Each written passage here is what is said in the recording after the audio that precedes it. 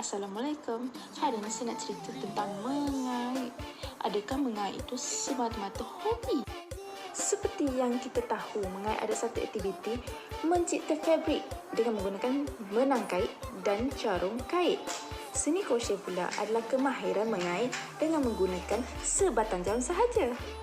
Perkataan crochet ini datang dari perkataan Perancis, crochet yang bermaksud cangkuk. Seni kait ini telah lama wujud dalam lipatan sejarah.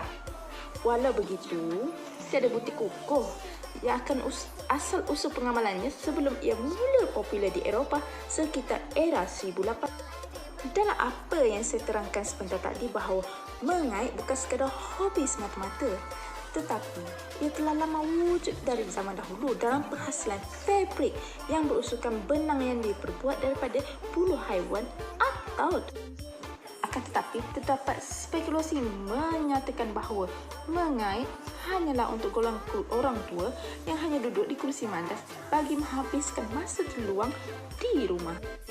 Ia tidak benar sama sekali kerana terdapat pelbagai kepentingan yang boleh kita perolehi melalui seni kaitan ini.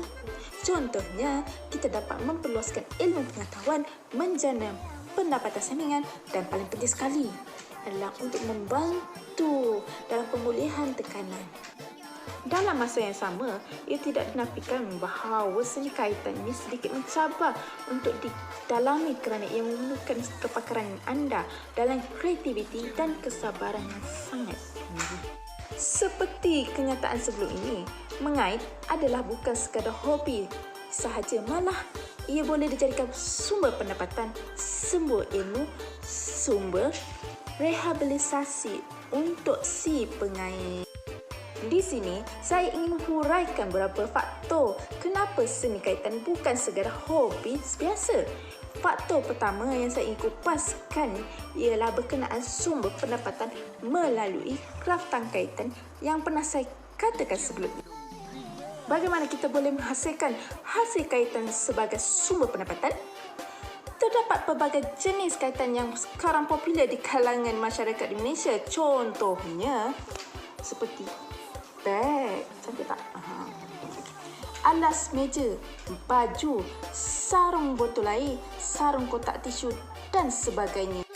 Pada waktu dulu, sumber untuk mendapatkan bahan kaitan agak sukar dan terbatas dalam pemilihan benang kait kerana kebanyakan penjual hanya menjual benang kapal sahaja, yang membuatkan daya kreativiti si pengait menjadi terbatas.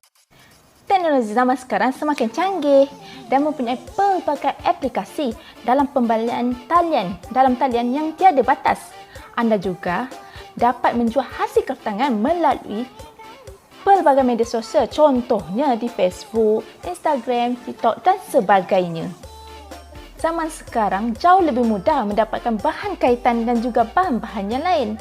Ia juga membantu dalam penghasilan usahawan kecil dan usahawan besar. Kini, si pengait bukan menghasilkan pendapatan dari hasil kaitan sahaja. Malahan mereka boleh menjadi pemborong kerana dalam keadaan sekarang permintaan terhadap bahan kaitan sangat tinggi. Maka, apabila terlahirnya usahawan-usahawan berjaya, maka terciptalah ikon-ikon terkemuka seperti Cik Putih, Mizi, Pink Frog, Tote Bag dan sebagainya. Maka saya akan kupaskan selanjutnya tentang faktor kedua, iaitu inspirasi. Kaum wanita pasti teruja melihat kraft tangan yang comel yang dihasilkan oleh pengait yang saya katakan sebelum ini.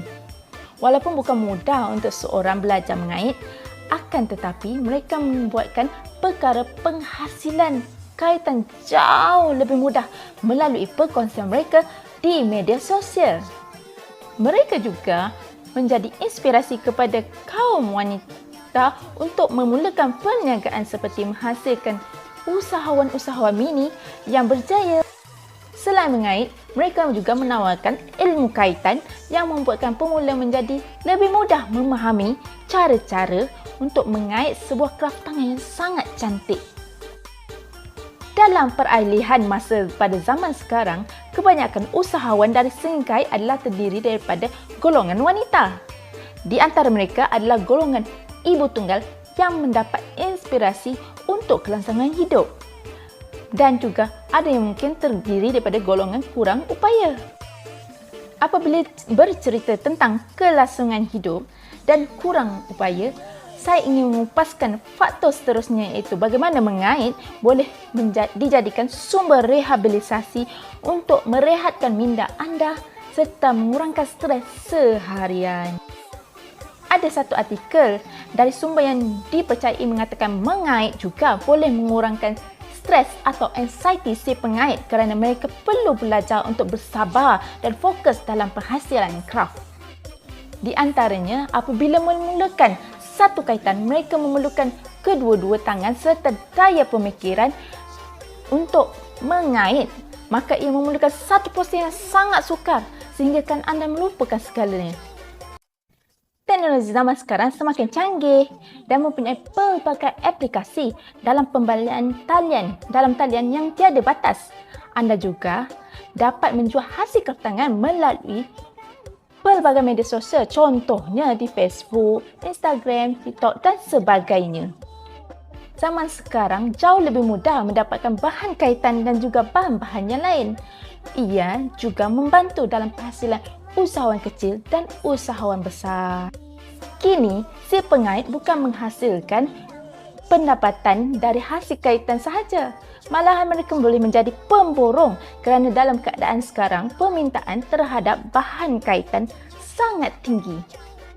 Maka, apabila terlahirnya usahawan-usahawan berjaya, maka terciptalah ikon-ikon terkemuka seperti Cik Putih, Mizi, Pink Frog, tote bag dan sebagainya. Maka saya akan kupaskan selanjutnya tentang faktor kedua, iaitu inspirasi. Kaum wanita pasti teruja melihat kraft tangan yang comel yang dihasilkan oleh pengait yang saya katakan sebelum ini.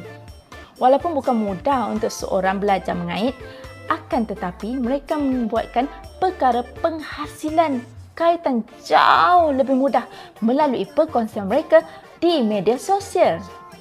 Mereka juga menjadi inspirasi kepada kaum wanita untuk memulakan perniagaan seperti menghasilkan usahawan-usahawan mini yang berjaya. Selain mengait, mereka juga menawarkan ilmu kaitan yang membuatkan pemula menjadi lebih mudah memahami cara-cara untuk mengait sebuah kraft tangan yang sangat cantik. Dalam peralihan masa pada zaman sekarang, kebanyakan usahawan dari segi kait adalah terdiri daripada golongan wanita. Di antara mereka adalah golongan ibu tunggal yang mendapat inspirasi untuk kelangsungan hidup. Dan juga ada yang mungkin terdiri daripada golongan kurang upaya. Apabila bercerita tentang kelangsungan hidup dan kurang upaya, saya ingin mengupaskan faktor seterusnya, iaitu bagaimana mengait boleh dijadikan sumber rehabilitasi untuk merehatkan minda anda serta mengurangkan stres seharian.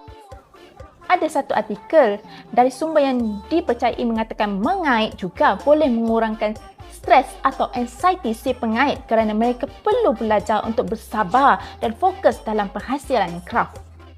Di antaranya, apabila memulakan satu kaitan, mereka memerlukan kedua-dua tangan serta daya pemikiran untuk mengait. Maka ia memerlukan satu proses yang sangat sukar sehinggakan anda melupakan segalanya. Teknologi zaman sekarang semakin canggih dan mempunyai pelbagai aplikasi dalam pembelian talian yang tiada batas. Anda juga dapat menjual hasil kraftangan melalui pelbagai media sosial, contohnya di Facebook, Instagram, TikTok dan sebagainya. Zaman sekarang jauh lebih mudah mendapatkan bahan kaitan dan juga bahan-bahan yang lain. Ia juga membantu dalam penghasilan usahawan kecil dan usahawan besar. Kini, si pengait bukan menghasilkan pendapatan dari hasil kaitan sahaja. Malahan mereka boleh menjadi pemborong kerana dalam keadaan sekarang, permintaan terhadap bahan kaitan sangat tinggi.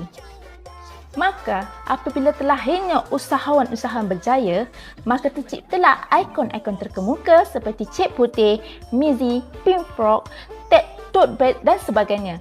Maka saya akan kupaskan selanjutnya tentang faktor kedua, iaitu inspirasi.